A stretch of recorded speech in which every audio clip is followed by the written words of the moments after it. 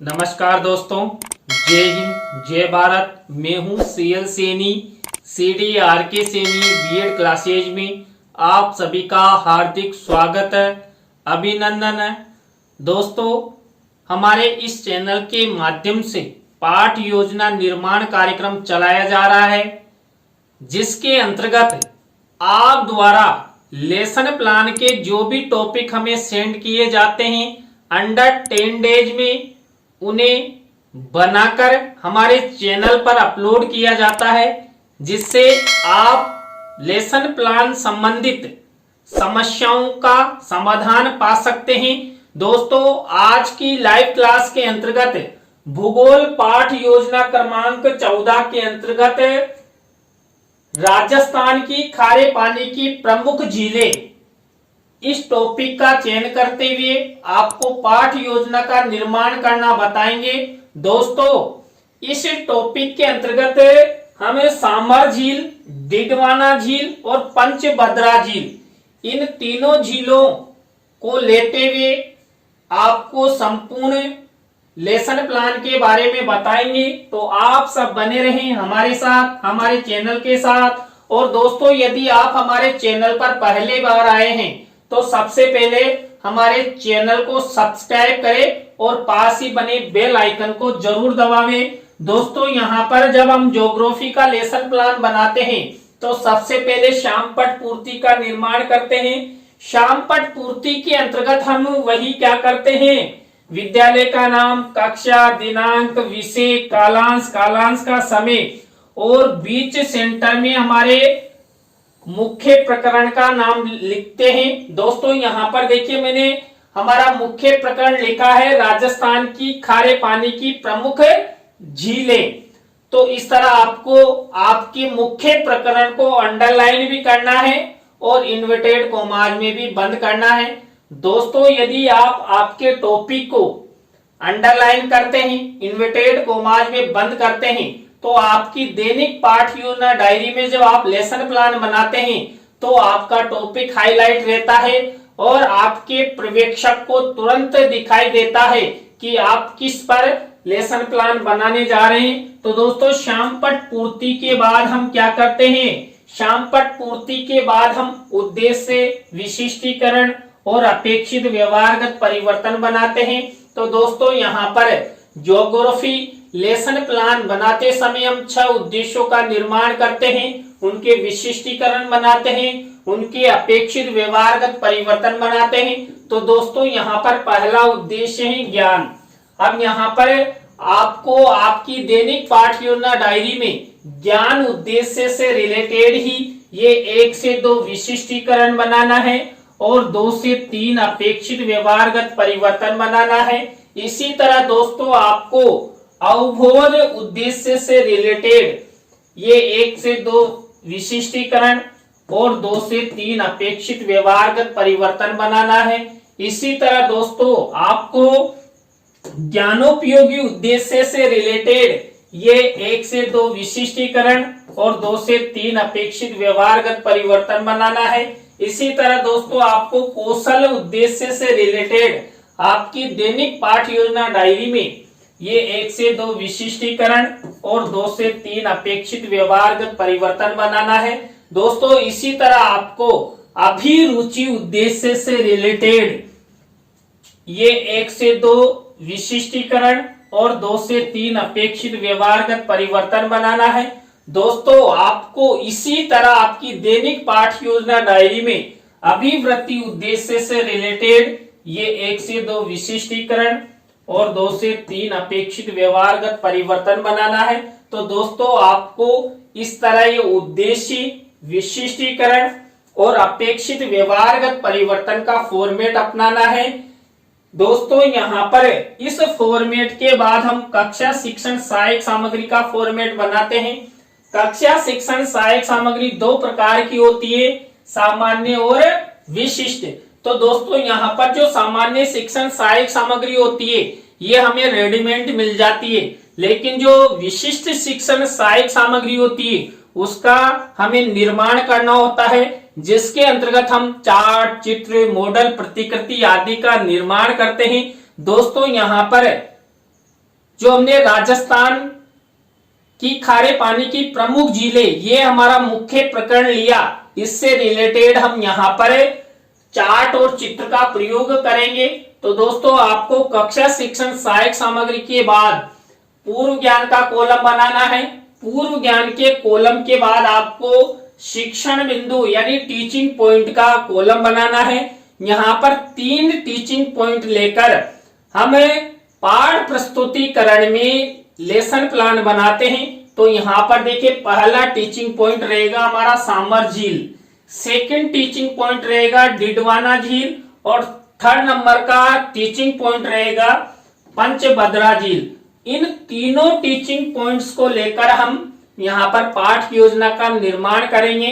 तो आप सब बने रहें हमारे साथ, हमारे इस चैनल के साथ। और दोस्तों, यदि अभी तक भी आपने हमारे चैनल को सब्सक्राइब नहीं किया है तो तुरंत सब्सक्राइब करें। तो दोस्तों, इसके बाद हमारी मुख्य पाठ योजना शुरू होती है। मुख्य पाठ योजना हमारे पाठ योजना के पहले शिक्षण बिंदु यानी प्रस्तावना से शुरू होती है। प्रस्तावना को उत्प्रेरणात्मक उपक्रम भी कहते हैं, जिसके अंतर्गत हम 3 से 5 प्रस्तावना के प्रश्न बनाते हैं। प्रश्नों में तारतम्यता होती है, जिगजैग होता है और उत्तरों से ही प्रश्न बनाए जाते हैं। प्रस्तावना के प्रश्न सरल से कठिन की ओर शिक्षण सूत्र पर आधारित होते हैं, छात्र छात्राओं के पूर्व ज्ञान पर आधारित होते हैं और छात्र छात्रा आसानी से उत्तर दे सके ऐसे प्रश्न यहाँ पर बनाए जाते हैं। तो दोस्तों, यहाँ पर राजस्थान की खारे पानी की प्रमुख झीलें, इस टॉपिक पर मैंने प्रस्तावना के प्रश्न कैसे बनाए। पहला प्रश्न देखिए, विश्व में जनसंख्या की दृष्टि से प्रथम स्थान पर कौन सा देश है? चीन। और इसी उत्तर से हमारा नेक्स्ट प्रश्न बनेगा, चीन के बाद जनसंख्या की दृष्टि से द्वितीय स्थान पर कौन सा देश है? भारत है। देखिए, भारत में जनसंख्या धड़ाधड़ बढ़ रही है। लोग दिन देखते हैं ना रात देखते हैं और लग जाते हैं अपने काम पर। तो दोस्तों, अपने काम पर लगने से जनसंख्या वृद्धि होती है। अब यहाँ पर देखिए, इसी उत्तर से हमारा नेक्स्ट प्रश्न बनेगा, क्षेत्रफल की दृष्टि से भारत का सबसे बड़ा राज्य कौन सा है? तो उत्तर मिला हमें राजस्थान। अब इसी राजस्थान से हमारा नेक्स्ट प्रश्न बनेगा, पानी की गुणात्मक दृष्टि से राजस्थान में किस प्रकार की झीलें पाई जाती है?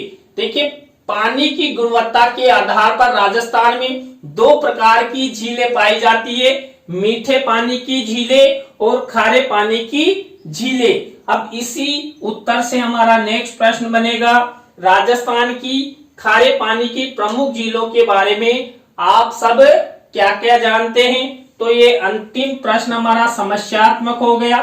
प्रश्नों में तारतम्यता है, जिगजैग है, उत्तरों से प्रश्न बनाए गए हैं, सरल से कठिन की ओर शिक्षण सूत्र का प्रयोग किया गया है। छात्र छात्रा इन प्रश्नों के उत्तर आसानी से दे सकते हैं। प्रस्तावना शिक्षण बिंदु के बाद हमारा दूसरा टीचिंग पॉइंट आता है उद्देश्य कथन, जिसे हम पाठ्याभिसूचना भी कहते हैं। दोस्तों, यहाँ पर हम छात्र छात्राओं को हमारे मुख्य प्रकरण के विषय में यहाँ पर पाठ्याभिसूचना देते हैं, उसके प्रति उद्देश्य कथन करते हैं। तो यहाँ पर बच्चों, आज हम सब राजस्थान की खारे पानी की प्रमुख झीलों के अंतर्गत सामर झील, डिडवाना झील और पंचभद्रा झील के बारे में विस्तार पूर्वक अध्ययन करेंगे। आप इस तरह शिक्षण सहायक सामग्री का प्रयोग करते हुए राजस्थान के नक्शे में आप छात्र छात्राओं को सामर झील और पंचभद्रा झील और डिडवाना झील के बारे में इस तरह राजस्थान के नक्शे में दिखा सकते हैं। दोस्तों, तो ये उद्देश्य कथन हुआ। उद्देश्य कथन के बाद हमारी नेक्स्ट स्टेप आती है कौन सी? पाठ प्रस्तुतिकरण की। देखिए, पाठ प्रस्तुतिकरण में हम 3 टीचिंग पॉइंट लेकर उन पर पाठ योजना का निर्माण करते हैं और तीनों टीचिंग पॉइंट मैंने आपको बता दिए हैं। यहाँ पर पहला टीचिंग पॉइंट है सामर झील। अब देखिए सामर झील से रिलेटेड ही हम क्या करेंगे, यहाँ पर विकासात्मक प्रश्न उत्तर बनाएंगे। तो यहाँ पर हम ये 3 विकासात्मक प्रश्न उत्तर मेरे द्वारा बनाए गए हैं। अब यहाँ पर जो सामर झील से रिलेटेड ये विकासात्मक प्रश्न उत्तर बनाए, इसके बाद हम इसी सामर झील से रिलेटेड छात्र अध्यापक छात्र अध्यापिका कथन करेंगे। तो ये छात्र अध्यापक छात्र अध्यापिका कथन हुआ। अब इसी छात्र अध्यापक छात्र अध्यापिका कथन में से कोई मुख्य शब्द है, सेंटेंस है या परिभाषा है जिसको हम छात्र छात्राओं को शामपट की सहायता से समझाना चाहते हैं, तो उसके लिए आपको यहाँ पर देखिए शामपट का कॉलम है, यहाँ पर ब्लैक शीट का निर्माण करना है और सिल्वर कलर के पेन से इस तरह शब्द लिख सकते हैं और इन शब्दों को छात्र छात्राओं को आसानी से आप समझा सकते हैं। अब इसी छात्र अध्यापक छात्र अध्यापिका कथन से रिलेटेड आपको शिक्षण सहायक सामग्री का निर्माण करना है। और देखिए यहाँ पर सामर झील से रिलेटेड ये चित्र मेंशन किया गया है। तो दोस्तों इस तरह आपको ये छात्र अध्यापक छात्र अध्यापिका कथन, छात्र छात्रा क्रिया, शामपट कार्य और शिक्षण सहायक सामग्री का कॉलम बनाते हुए प्रक्रिया अपनानी है। अब इसी सामर झील से रिलेटेड हम बोध प्रश्न उत्तर बनाएंगे।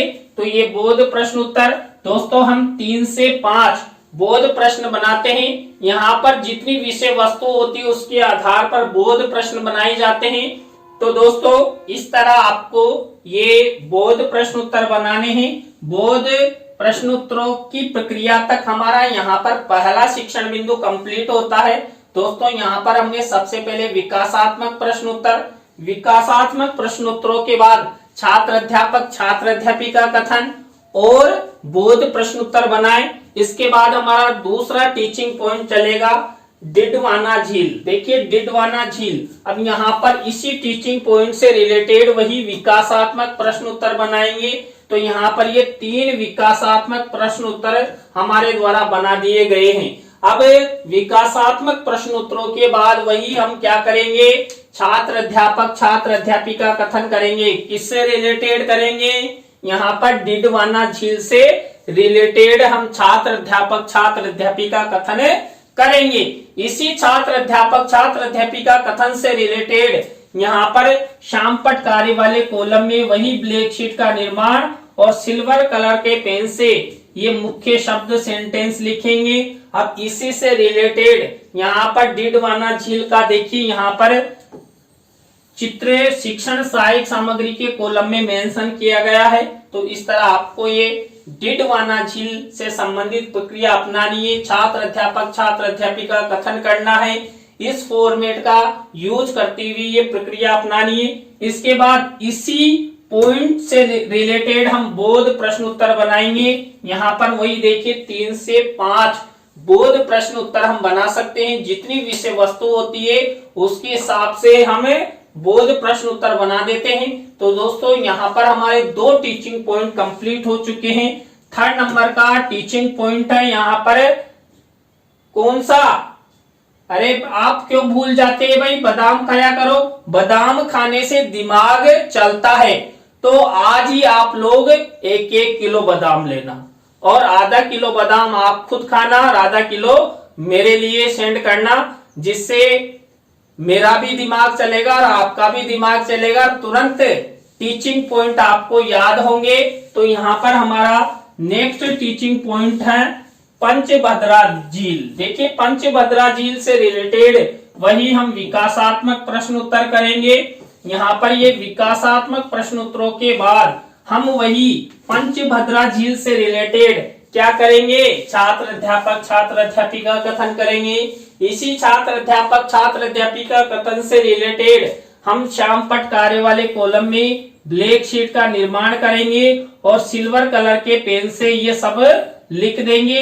अब इसी पंचभद्रा झील से रिलेटेड चित्र शिक्षण सहायक सामग्री के कॉलम में लगाएंगे। तो देखिए यहाँ पर ये पंचभद्रा झील से रिलेटेड चित्र मिनिएचर के रूप में लगाया है।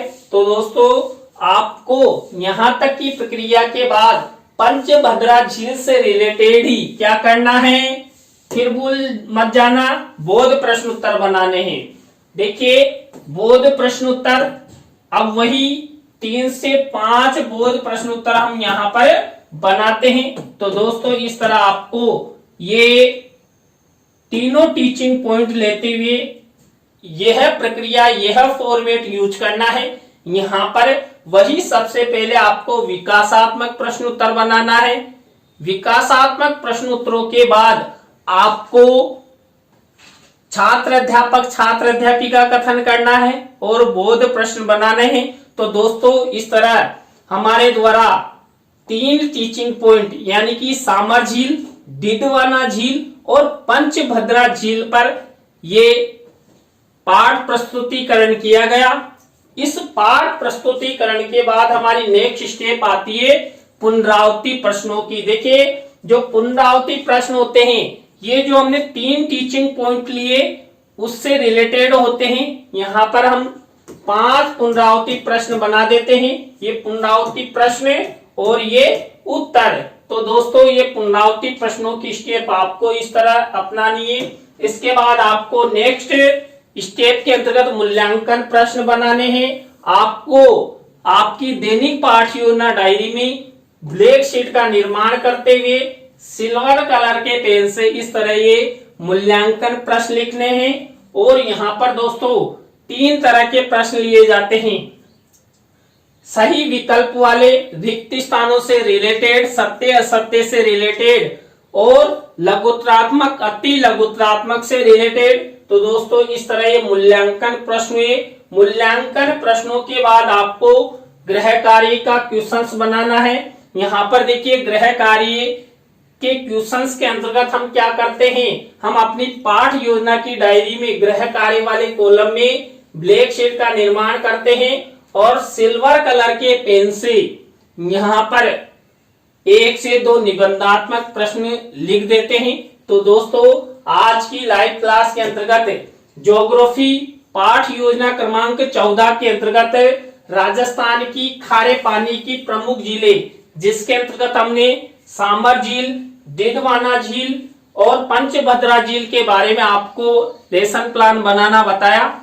आज की लेसन प्लान की लाइव क्लास आपको कैसी लगी कमेंट्स में हमें जरूर बताएं। अच्छी लगी हो तो लाइक करें, कमेंट्स करें और शेयर जरूर करें। दोस्तों आप जितना अधिक शेयरिंग सिस्टम अपनाते हैं, हमें सपोर्ट करते हैं, तो हम भी आपको उतना ही सपोर्ट करेंगे। तो दोस्तों आज के लिए बस इतना ही। जय हिंद, जय भारत, राम राम सा।